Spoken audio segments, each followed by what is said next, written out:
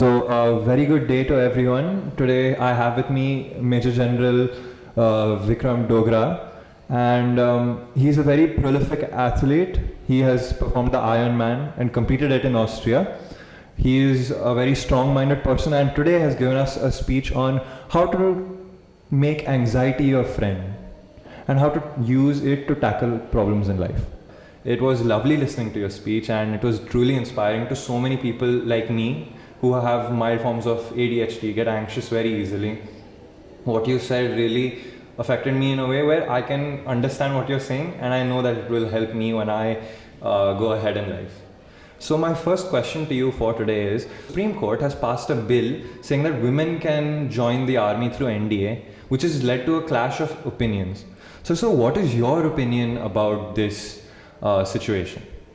So I don't know where you have understood that there's been a clash of opinions, because actually the government has accepted what the Supreme Court had said and have already implemented it. As you must be aware that the first examination for the NDA for women has already been held and the results are out, and I think they should have joined by now. So in my opinion, there is no clash. The NDA is a training institution.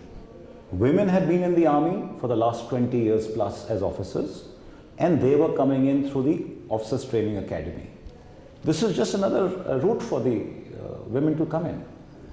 It in no way alters what the women are doing in the army or how they will operate or anything of that kind. So this clash that you talk of may have been more by people who were of the opinion that NDA is being a boys' domain. It's like a boys' school being converted into a co-ed. Right. So I think the concerns were more there, but it has got nothing to do with operational impact.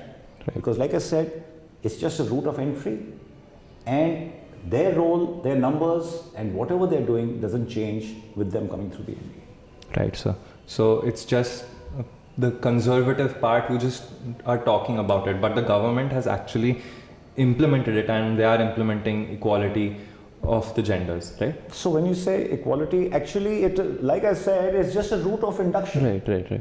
And all you're going to do in India is training. Right. Along with your graduation. Mm-hmm. In OTA you graduated and went there and did training, and the men and the women were training together. Here the boys and girls will train together. Right. So in my opinion, I don't think there should be an issue. There's no issue. Yeah. Thank you, sir. So my second question to you for the day is, we've often been informed that cyber warfare is going to be the new land where warfare is going to take place. And many people are anxious about this. They are anxious with technological developments. So what would you advise us as a citizen of the country and the citizen of a world to protect ourselves and our country from cyber warfare? So when you say cyber warfare, I think we are already experiencing that, not in the form that there is another country leashing it onto us, but our own people. You know, you heard of cyber frauds happening, right. People's accounts being hacked, other systems being hacked. So the cyber domain has been active for a long time. Right.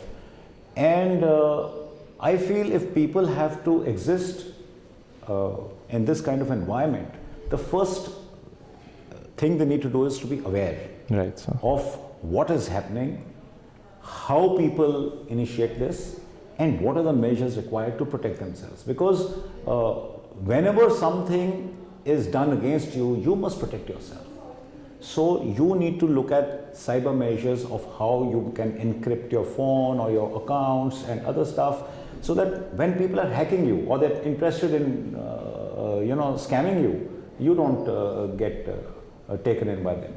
As far as the cyber warfare part is concerned, the same thing which I've discussed at citizen level will be unleashed by another country at a much larger scale, where you will hack into military electronic systems, military communications, maybe the power grid of the country, the railway grids, which puts everything out of order, so that you can create confusion, and then you can use your other elements to at an advantage. Right, sir. So basically, when you are cyberly, you challenge your adversaries, you handicap him in the cyberspace, it affects everything else that works, because we are now so dependent upon technology to move our things forward.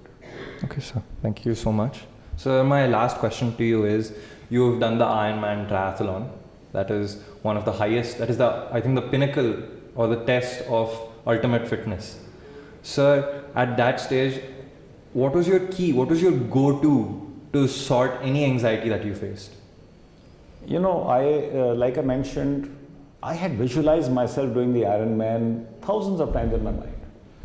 I knew the route, the swim, the cycling, the running, and in my mind I rehearsed it.